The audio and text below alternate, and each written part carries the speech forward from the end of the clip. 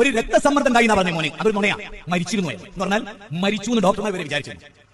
കാന്തപുരം 1.5 മാസം കഴിഞ്ഞ് രക്ഷപ്പെട്ടു പോന്ന് എണീറ്റ് നിൽക്കാൻ ഇപ്പൊ പറ്റില്ല. നിന്നുകൊണ്ട് പ്രസംഗമല്ല എനിക്കറിയാം. അയാളുടെ ജീവന്റെ തുടിപ്പ് വളരെ കുറവാണ്, മനസ്സിലാക്കി.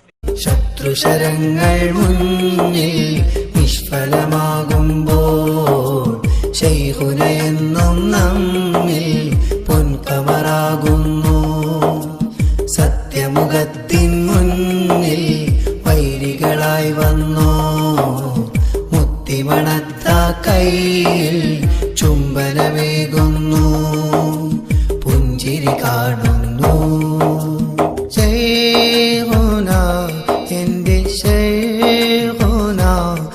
മുജാഹിദ് ബാലുശ്ശേരി അസുഖമായില്ലേ? അതാണ് എ പി ഉസ്താദിനെ കുറ്റം പറഞ്ഞാലോ? വലിയ ഉസ്താദല്ലേ? ആലിമീങ്ങളെ കുറ്റം പറഞ്ഞപ്പോൾ പരിഹസിച്ചപ്പോൾ അസുഖം മൂർജിച്ചില്ലേ? അത് തിരിച്ചു കിട്ടിയില്ലേ? മുജാഹിദ് ബാലുശ്ശേരി ദുആ വസിയത്ത് മദ്രസയിൽ ഗ്രൂപ്പിലിടാൻ പറഞ്ഞൊരു വീഡിയോ. അസ്സലാമു അലൈക്കും വറഹ്മത്തുള്ളാഹി വബറകാതുഹു. പ്രിയമുള്ള സഹോദരങ്ങളെ, സൽമാൻ ഫാരിസിയാണ്. നമ്മുടെ മദ്രസ കൂട്ടായ്മയിലെ നമ്മുടെ സഹോദരൻ മുജാഹിദ് ബാലുശ്ശേരി, അദ്ദേഹത്തിന്റെ അസുഖം കുറച്ച് പ്രയാസത്തിലായി. അദ്ദേഹം വളരെ വിഷമത്തിലാണ്. സംസാരിക്കാനും കുറച്ച് തടസ്സങ്ങളുണ്ട്. സംസാരിക്കുമ്പോൾ ചുമക്കാണ്. നട്ടെല്ലും അതുപോലെ തന്നെ ഞരമ്പുകളെയൊക്കെ വല്ലാതെ ബാധിച്ചു. ഒരു നേരം കൊടുക്കുന്നത് 25 ഗുളിക കടയിൽ കഴിക്കാനാണ് കൊടുത്തിട്ടുള്ളത്.